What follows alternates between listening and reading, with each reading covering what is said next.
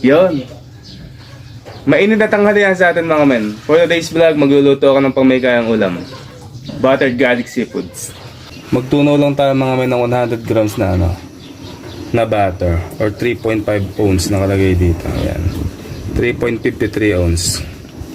Tunawin lang natin yan. Ayan, gisa lang tayo ng garlic. Actually sa pagluluto, pwede naman natin pagsabayin itong garlic at itong sibuyas. Pero hintayin ko lang na maging medium brown itong natin, garlic, bago ko ilagay itong sibuyas. Tapos lagay natin itong sibuyas. Yan, yung mga hiwa lang yung pino nila para mas masarap. Tapos hintayin lang natin na maging medium brown. Gisa-gisa lang, halo-halo lang.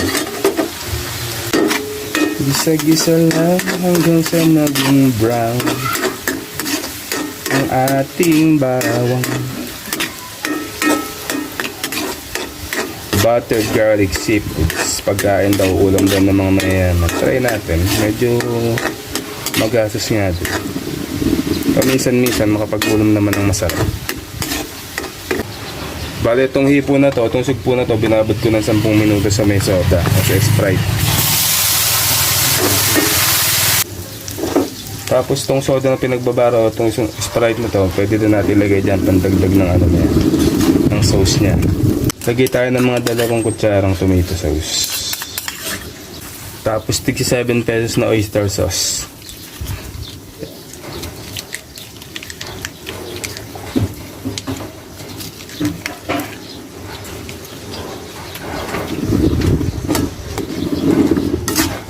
Mga 2 kurot lang ng paminta, goods na yan. Yan.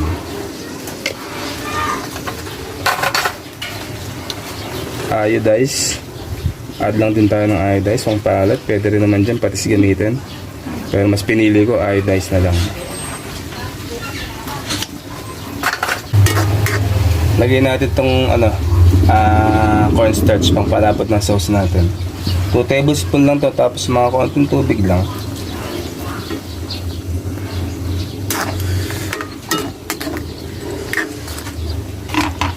Tapos add lang tayo ng konting sugar, mga mga kalahating kutsara para may tamis lang yung sauce natin o yung salsa nung niluluto natin. Tapos kaunting pineapple, add lang tayo ng kaunting pineapple juice. Pagluluto naman, kanya-kanyang diskarte yan, basta importante masarap yung magiging luto. So, mas may meron tayo sa originality sa pagluluto. Hindi yung lahat ay ginagaya natin, di ba? Malay nyo, mas masarap pa itong ginagawa ko kaysa ginagawa nila kasi niluluto nila. Tapos yung gusto nyo kaunting anghang, pwede rin kayo maglagay dyan. Lagay lang ako ng mga 1 pirasong siling pula. Yan.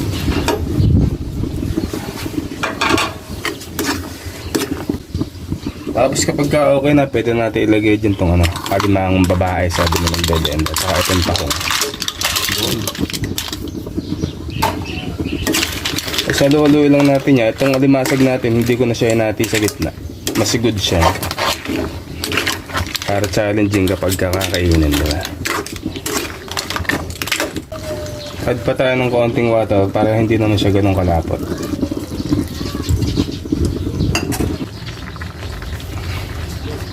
Oops!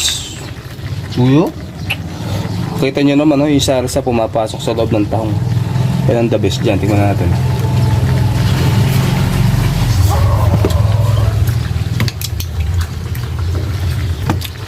Yun, ito yung sarsa. Kaya nagpapasarap dyan yung sarsa niya.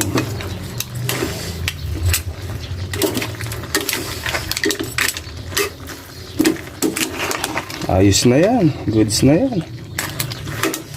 Okay, plating tayo mga men. Ulam daw to ng pangmayayaman. Paminsan-minsan ay matry naman natin. Mga tagi-ilang piraso lang naman yan. Since 2 lang naman kami kakain dyan ni Mara. Iuhuli natin yung yung pinakasarsa niya. Yun. Hiulin natin man itong pinakasarsa niya. Yung magpapasarap dyan, oh.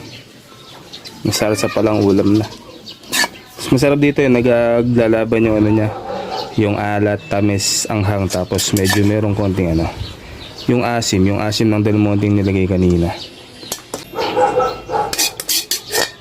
Masarap dyan yung natitira sa kawali na yan. Yun, oh.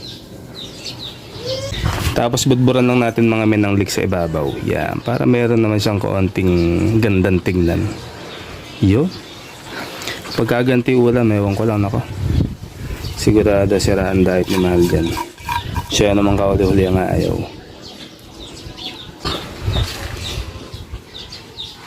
Yun, ayos. Kain na, let's go.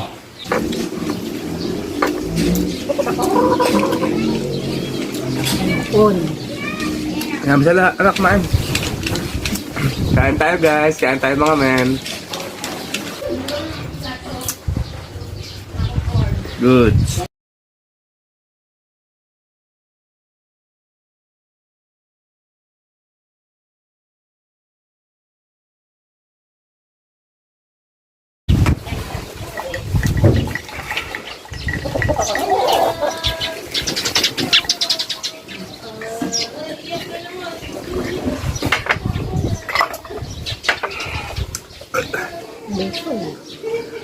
Buso.